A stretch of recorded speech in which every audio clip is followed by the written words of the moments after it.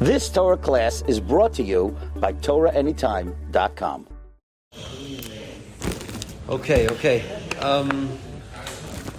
Okay, so we said that we're going to talk an introduction to the 3 weeks. Now I realize that my whole topic is a stira to itself, because I announced that I'm going to talk about Tzipisa Yeshua, and if I was truly being Mitzapel Yeshua, I wouldn't talk about the 3 weeks a few days before the 3 weeks start. So it's a stira minei obey, but we'll start like this. I read a story, very Yaakov Kamenetsky, as follows. I read it, I saw it a few different ways. It's the family says it's a true story. The details maybe not so clear. There was a big push to encourage shopkeepers to keep Shabbos and close their stores on Shabbos. I think it was when Yaakov was living in Toronto, and there was a Rav who would go around and push each storekeeper to close his store and keep it closed on Shabbos. And the pitch that he made is that Chazal say if Klal Yisrael keeps Shabbos, Mala Yisrael, Mishamanas HaShabbos, Miyad Him Negalim. So he would go around and he would say, if you keep Shabbos, Mashiach's going to come. And he would get through to, people who were not very religious, but still had something inside of them, and he told them, Mashiach's coming if you keep Shabbos. And he went to Rabbi Yaakov very proud, and he told Rabbi Yaakov, I've been going up and down the streets of the shopkeepers, and I've been promising people that if they just keep Shabbos, Mashiach will come. And Rabbi Yaakov told him, and this is an odd thing to say, Rabbi Yaakov told him, you can tell them in my name that Mashiach's not coming if they keep Shabbos. They should keep Shabbos, but Mashiach's not coming if they keep Shabbos. So the guy, the Rav, was taken aback. He says, that's not how a Jew talks. And Rabbi Yaakov told him, I'll explain myself to you. He says, now they're Mechalelei Shabbos, but they still have Emunah. They still believe that there's a HaKadosh Baruch Hu, there's a Mashiach, things are going to change. Okay, it's a tough situation. They live in a time, they need Parnasa, they're Mechalelei Shabbos. He says, by the time you're done with them and Mashiach doesn't come by the date you predicted for them, they won't be Mechalelei Shabbos, but they won't have any Emunah anymore. And then they won't be Mechal. Then they'll be Mechal Shabbos again. He says, so you'll have the whole thing will fall apart. He says, you can go back and tell them in my name that it's not so. Now, what I'm trying to highlight, what I think this story highlights, is that there's an inherent contradiction. There's two truths that seem like a steer with each other that need to be explained a little bit. Truth number one is that a good Jew is supposed to go through Galus, through every day, being Mitzapel Yeshua, expecting that Mashiach's going to come, believing that Mashiach's going to come, hoping, waiting, davening that Mashiach's going to come. And that's a munach, that's something that we're raised with from the time we're very little, from songs about Mashiach, all the way to every simcha, every speech is always ending off, we grew up on that. That's a munach, that's a basic, that's a truth. We understand that as good Jews, we're supposed to be Mitzapel Yeshua. Mitzad Sheni, even someone who doesn't have a very wide-ranging view of history, with a little bit of looking through the Deiris, we'll see that any time that Klal Yisrael got too wrapped up and too enraptured in the idea of Mashiach, that Mashiach is coming, in pointing to the specific date, or doing specific actions, or hoping to bring it quicker, almost always, invariably, bad things happen. Whether it starts with the Bnei Ephraim, we try to leave Mitzrayim too early, whether it starts with, whether you want to talk about, the Mashiach HaSheker throughout the Deiris, you want to talk about Shabtai Tzvi, up to and including movements in our times where any time Mashiach becomes too primary a focus, things get out of things, not good things happen. Now, these are both truths that are clear to us, but they appear to be at face value like things that associate each other.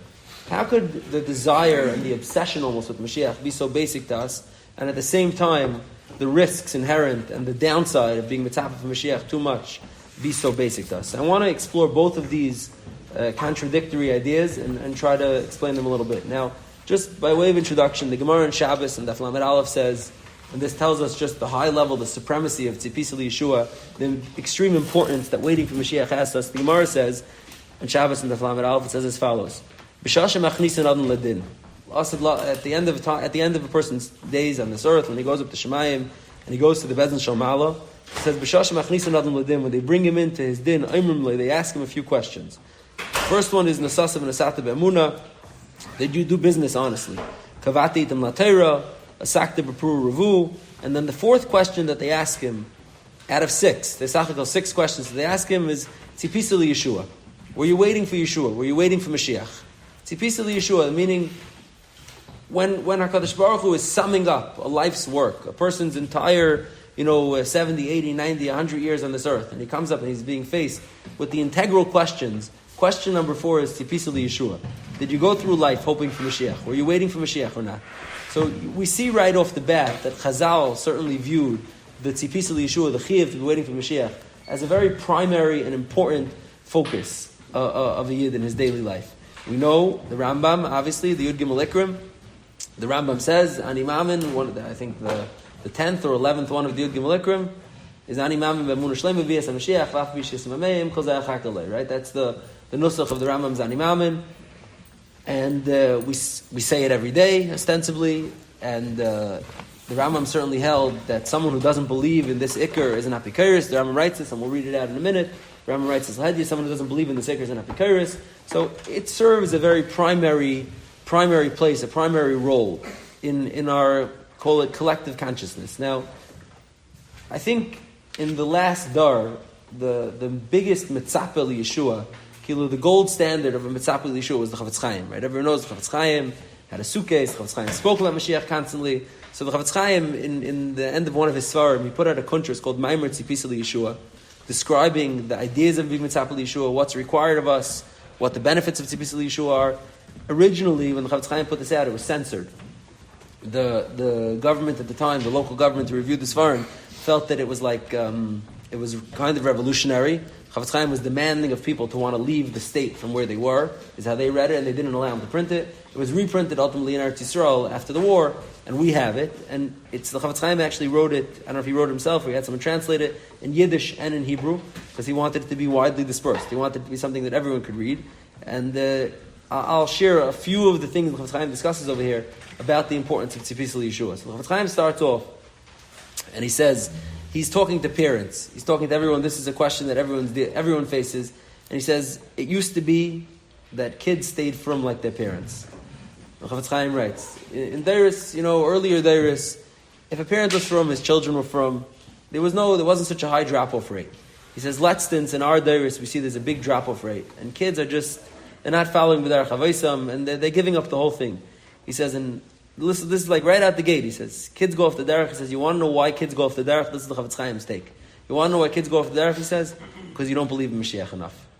He says, and you see over here that the Chavetz Chaim was totally, clicked into Tzarasan Shel Yisrael. Meaning he understood what it meant to be poor, to be hounded, to raise children. Chavetz Chaim's, discussing life as life is, with all its difficulties. And Chavetz Chaim writes, he says, being from is very hard. It requires a tremendous amount of sacrifice. We're asking a lot of people, he says. And when a parent raises his children, and he's asking them, he's teaching them, and the child sees that there's no silver lining, there's no light at the end of the tunnel. It's just stam to be fashmatet and to be beaten down and to be abused like a Yid in Galus is.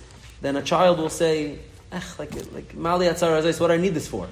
I could go be better off. He says, and it'll be in baby steps. First he'll say, I'll still be from, of course, but what do I have to live like this, mamish, like in the ghetto? I'll go a little bit, and then before you know it, it's all the way, it's all gone, he says.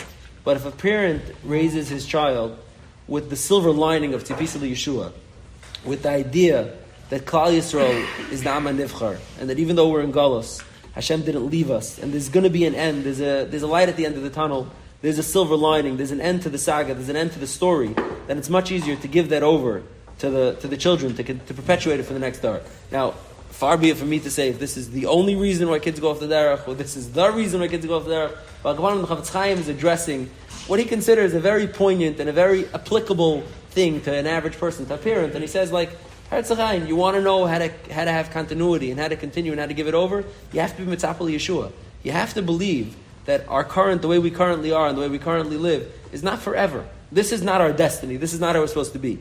And he continues and he says, then he has a very interesting idea. The Chavetz Chaim says, if you look at Chazals, and this is something that had vexed everyone throughout the Deiros. If you look at Chazals about Mashiach, it's replete with steers. Meaning, if you try to make a compilation, go through every Gemara in Sanhedrin, and Sanhedrin is the bulk, but go elsewhere, and try to make a compilation of all the Gemaras that describe Yemei Mashiach, or describe the lead-up, or the predictions, or how it's going to be, you're going to be left with your head spinning. Not one thing claps with the second thing. You don't know. So the Chavetz Chaim says, and he starts off with one primary stira.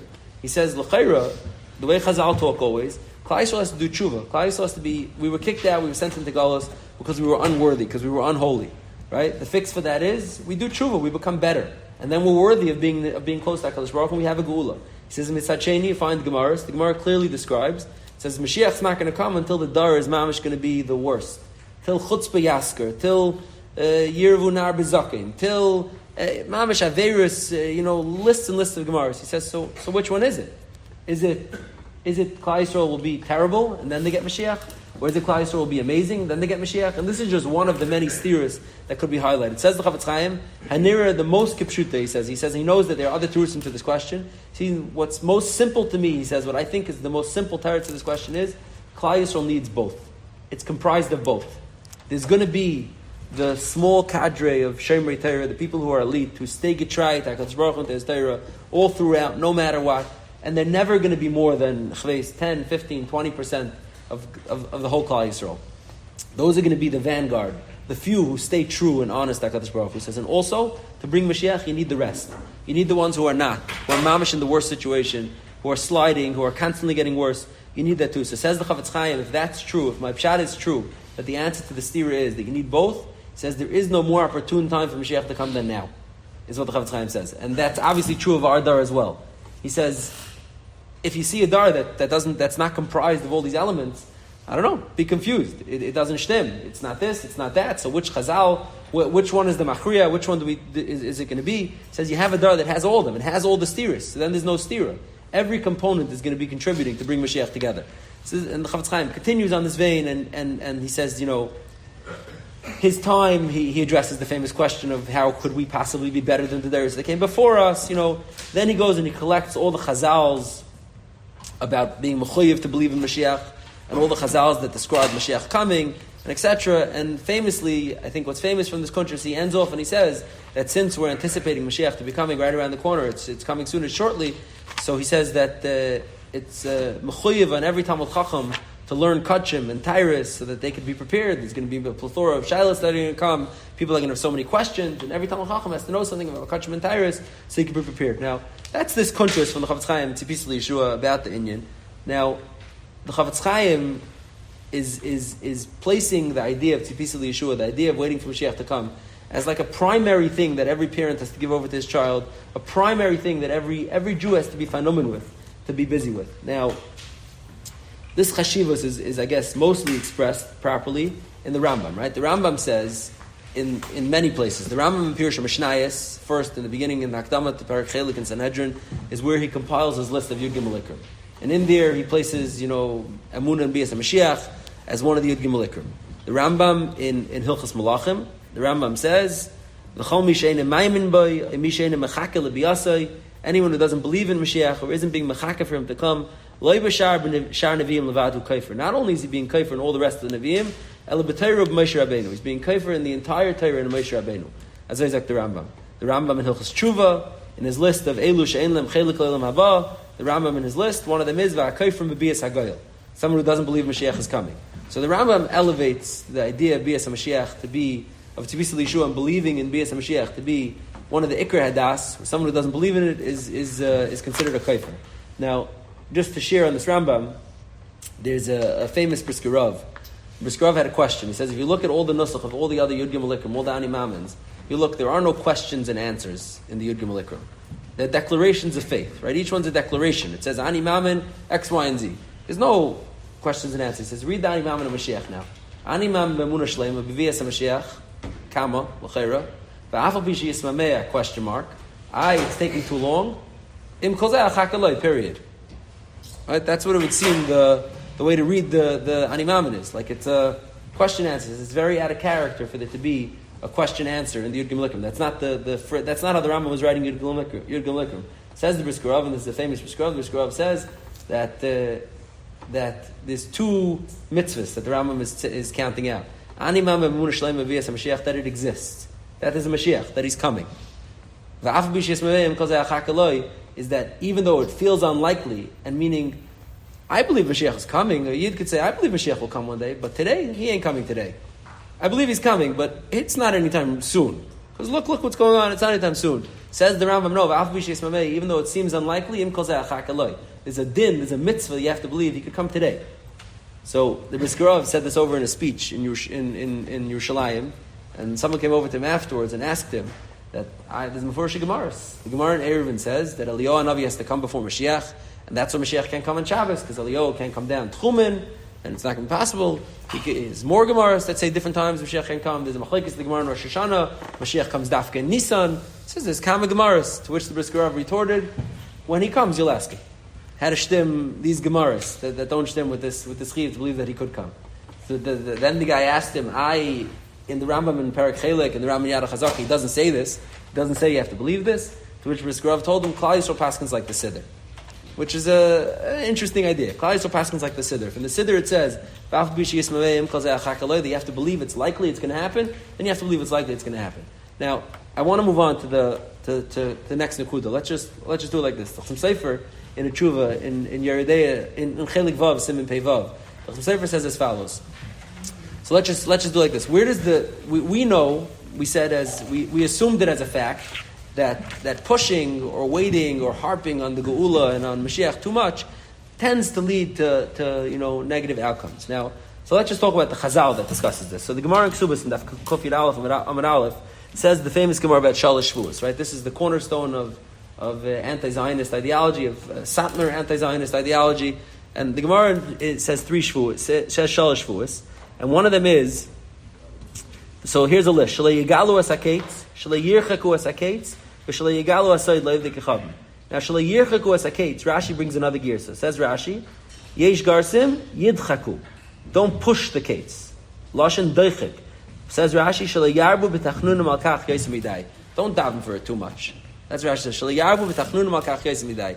You can't be busy davening for the Geula the whole day. Now the question is, if you look at literally a cursory glance through Shemon Esrei or through Tefillah, you'll see we literally daven for the Geula the entire day.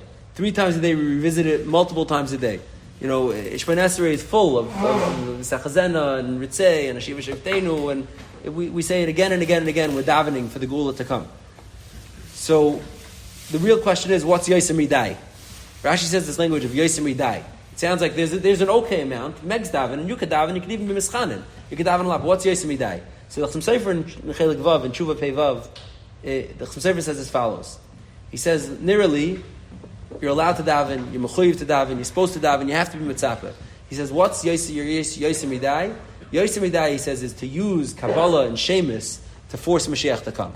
To try to do, Kabbalistic tzirufei Shemus and different things. He says, K'moi Maisa de Rabbi Yosef de Lorena. That's what he references. Now, so what is this Maisa de Yosef de Lorena? Let's talk about that. So, the Maisa, so I printed it out, I brought it here. Here it is. Maisa Noyer de Rabbi Yosef de Lorena.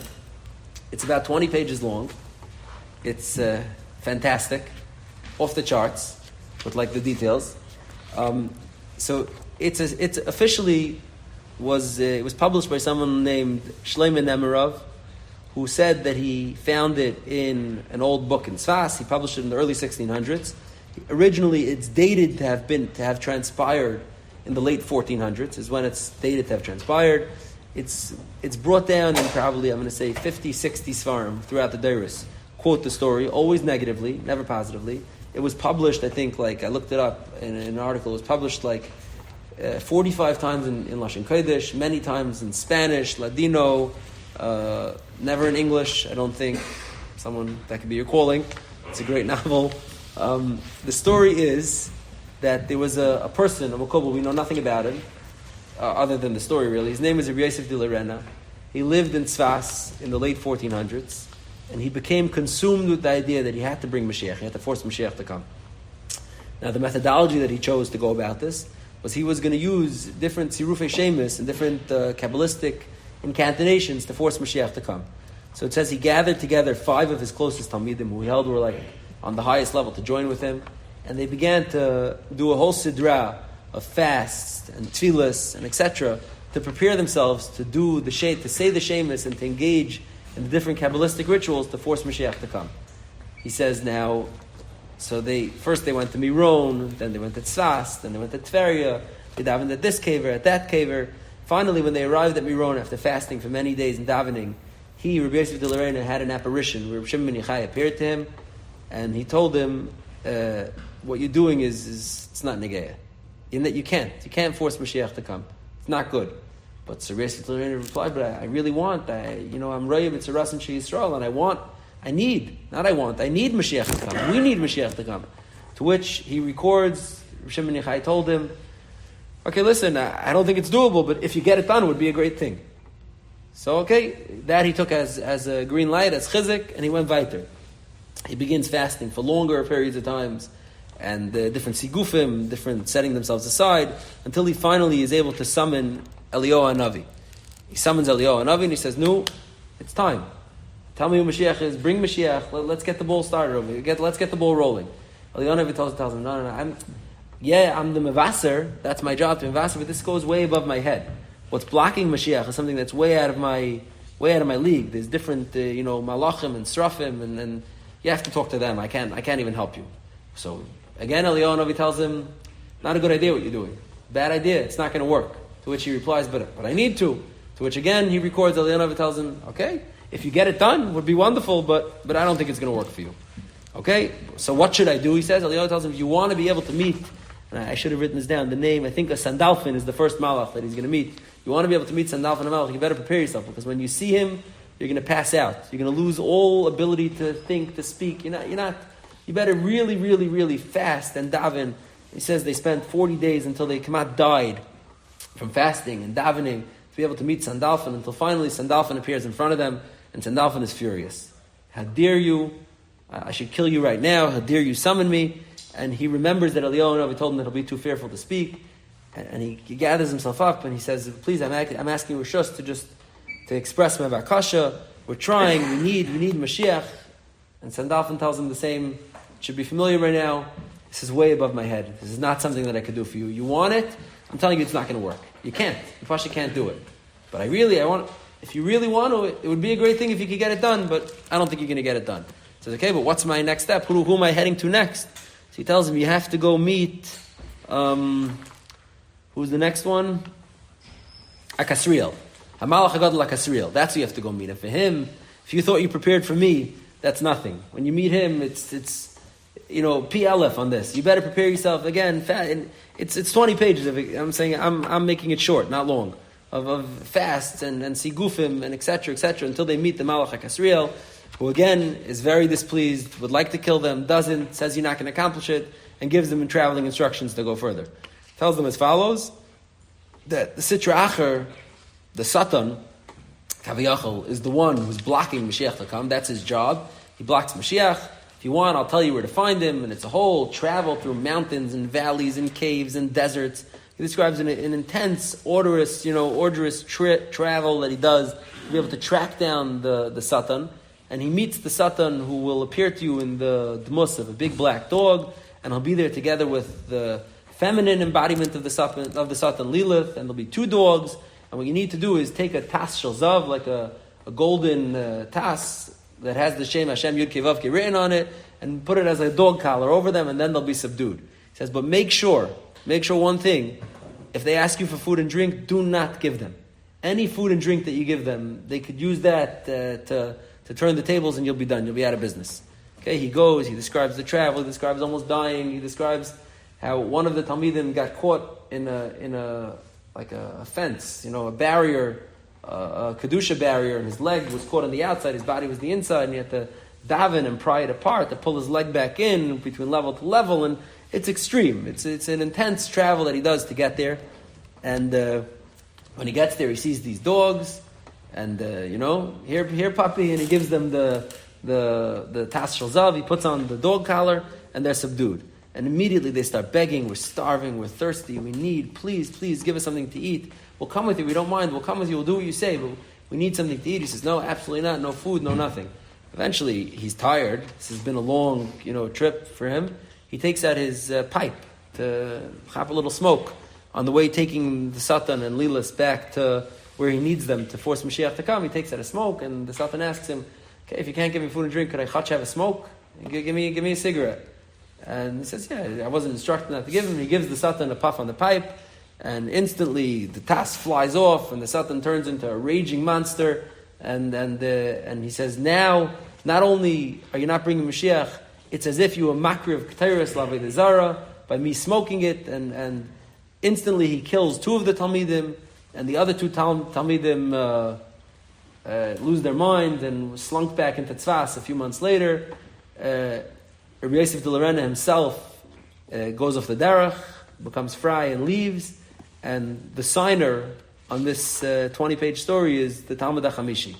I am the fifth Talmud, a broken man who witnessed all this, and feel it my achrayus to give it over to you, says the Talmud HaChamishi. So this is an epic tale written by the Talmud HaChamishi. Now, the Chassam Sofer said about this story that someone who believes it is not a fool.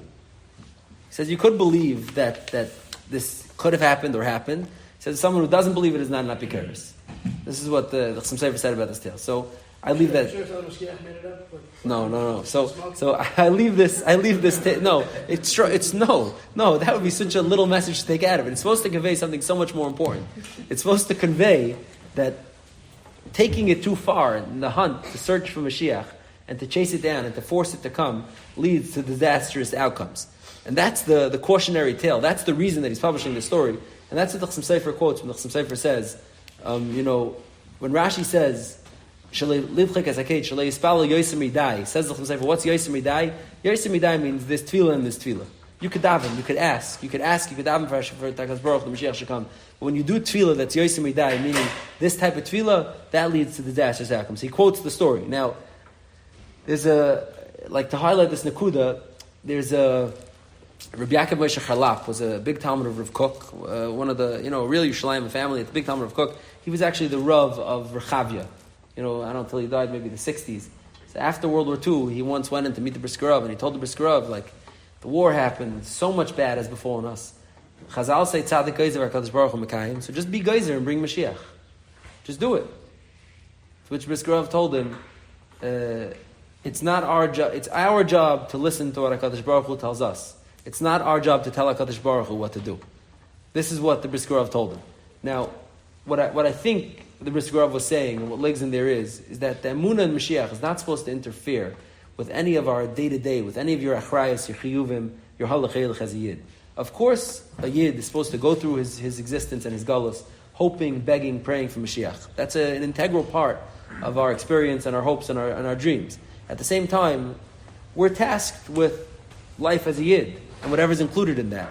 And you're not allowed to allow the tzipisi Yeshua, the future, the hoping for the future, to interfere with that. You can't allow that to take your focus away from living, practicing as a yid, and be focused on that, or allow it to change, different norms for you or whatever. That's what the Brisker Rav is saying over here in this line to Yaakov Moshe Charlap. You can't allow it to change anything about the halach that you're supposed to do going into it. Now, there's much more to say in this. I'm going to just wrap it up quickly with the last detail, and we'll move on. But the Rambam, just to bring this nakud again, the Rambam in Igeres Taimon, he writes the community that's faced with the Mashiach HaSheker, and it's a long piece, the Rambam, worthy of discussing on its own. But in there he says there's a group that says, even though it's terrible for us over here and we're mamish being threatened, we won't leave, we'll just stay here because Mashiach's around the corner. They were the believers. They said, Mashiach's around the corner. I have to run from Taimon, Mashiach will be here tomorrow. What am I running for? He'll be here in a week. I'll stay till he comes and everything will be better. To which the Rambam tells them that no. And the Rambam, keep in mind, this is the same Rambam who said that someone who's not maimin and be as Mashiach is an apikairs, and someone who says, achakeloi b'chol yom shi'aveh. The Rambam believes you have to believe he can come tomorrow. Says the Rambam, it doesn't matter. You got to live your life like he's not coming. You can't tell me, excuse your behavior, I'm going to stay in a place where I can't be from, because Mashiach's right around the corner. What's the big deal? He'll be here tomorrow, everything will be better. He says there's no, Mashiach is an idea that you have to believe for and hope for and wish for, but in practicality you have to live as if he's not coming. So it's like this constant stira between these two ideas of living like he's not coming, because if you live like he's coming tomorrow, you lose focus of how you're supposed to live today, and living like he's coming, because if you don't think he's coming, then you lose focus of how to live as a yid.